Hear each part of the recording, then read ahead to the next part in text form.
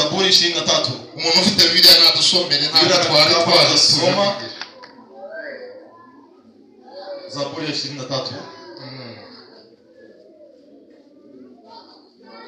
Umurongo waho wa mbere. Zaburi ya 23 uhereye ku murongo wa mbere. Zaburi ya Dawudi. Uwiteka niwe mwungeri wanjye, sinzacira. Anjyanisha mu cyanya cy'ubwatsi bubisi, anjyana iruhande rw'amazi adasuma. Asubiza intege mu bugingo bwanjye, anyobora inzira yo gukiranuka kubw'izina rye.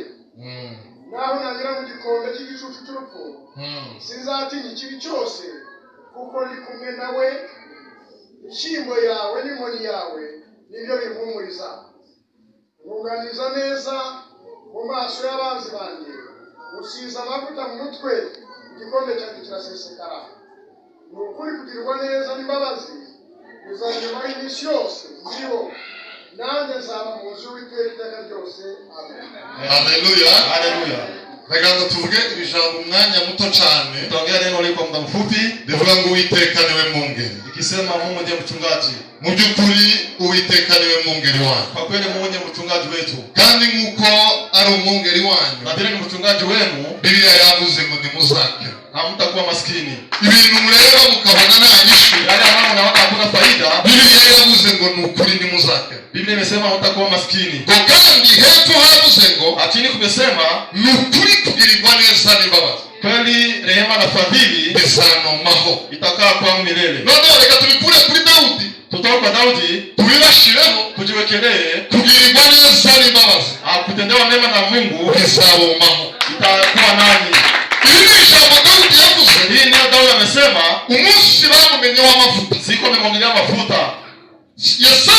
Yesaya afite abana 8, ana watoto 8, abagore 3, kwa wabibi 3. Umugore umwe mukuru, bibi mkubwa, yazaye abahungu 6, amezaa wavulana 6. Hanyuma undi mugore bibi wa pili utarakowe, ambaye hakuolewa, azaa undi muhungu wa 7 witwa Seruya, akazaa mtoto wa 7 anaitwa Seruya. Undi mugore na utarakowe, bibi mwingine ambaye haolewa, azaa undi mwana mwita Daudi, akazaa mtoto mwingine akamwita Daudi. Abana ba Yesaya ku bagore 3, hawa ni watoto wa Yesaya kwa wake 3. Muri icyo gihe, wakati huo, akazi kari kagoye gukora, wakati ilikuwa ngumu ya kufanya kazi, kari akazi ko kuragira, ilikuwa ni kazi ya kufuga, kubera ko ahantu baragira habaga inyamaswa z'inka.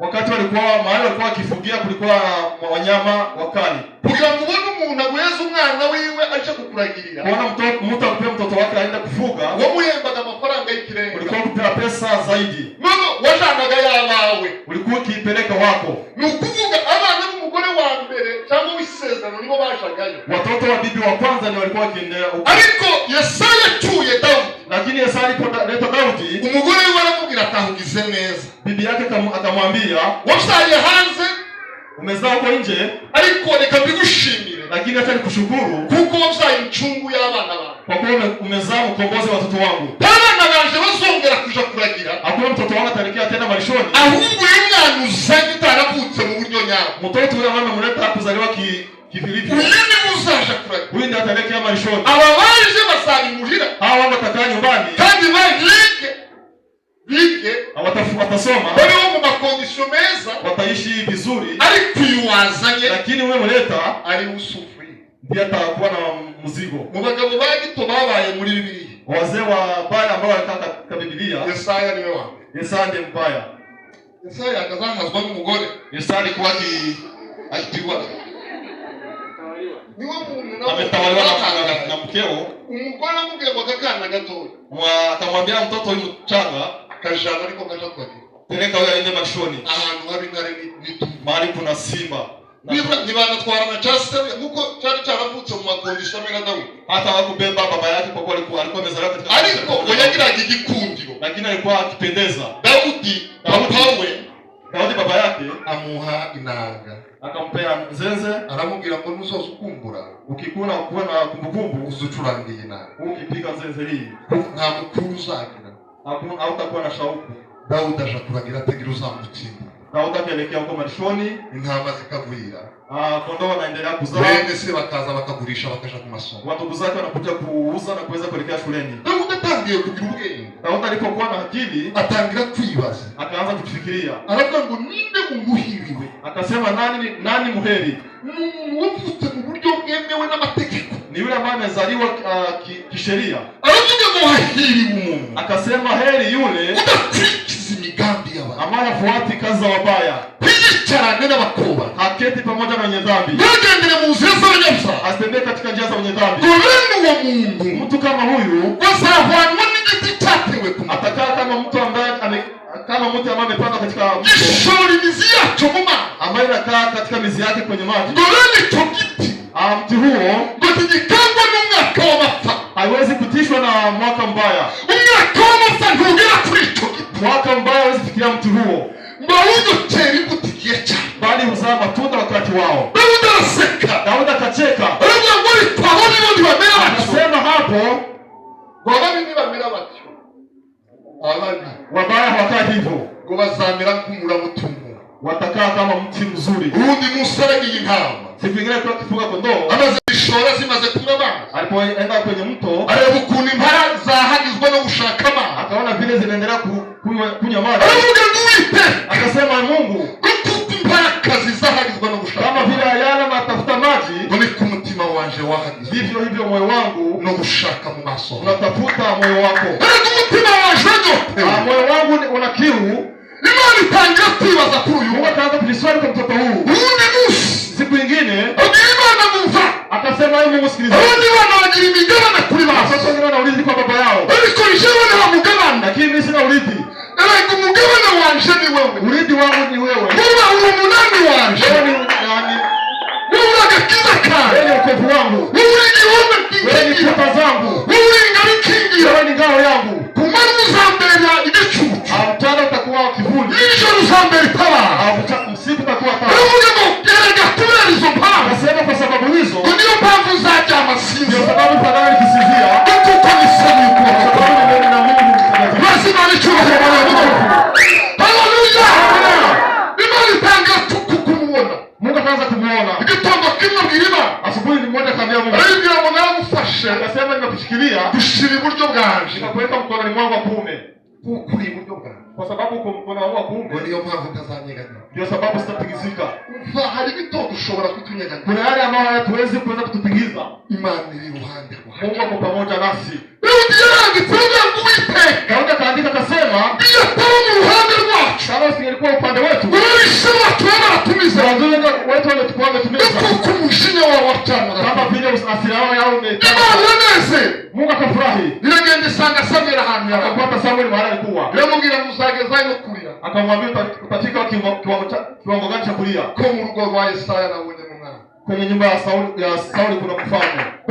Samweli araza no kwa Yesaya, Samueli akakuja kwa Isaya, abwira Yesaya ngo akamwambia Isaya, mu rugo rwawe harimo umwana. katika familia yako kuna mtoto. Yesaya n'umugore we baraseka, Isaya na mke wake wakacheka, baravuga ngo ni ukuri natwe twari twarabibona. wakasema pia sisi tulikuwa tunaona. Bagiye kuzana Zanifura yitwa Eliya, Akaleta postman wake, yari umuhungu muremure kandi mwiza cyane, alikuwa mvulana mrefu kandi yari umusirikari, kandi yari yarafite, alikuwa mwanajeshi kamilifu. baturuke gari, Alipotoka huko Samweli aramuona, Samueli akamuona, aravuga ngo ni ukuri n'uyu, akasema kweli huyu. Imana imubwira ngo Samweli, Mungu akasema Samueli, nawe usigaye urabagaba, naona unatazama kama watu, shema sindani gihagararo, tazame shema ndabona mu mugambi, mimi naona kusudi. nigeze mbona abantu mubwira ngo Uwiteka azeze mu mugambi. Kusema Mungu atatimiza kusudi.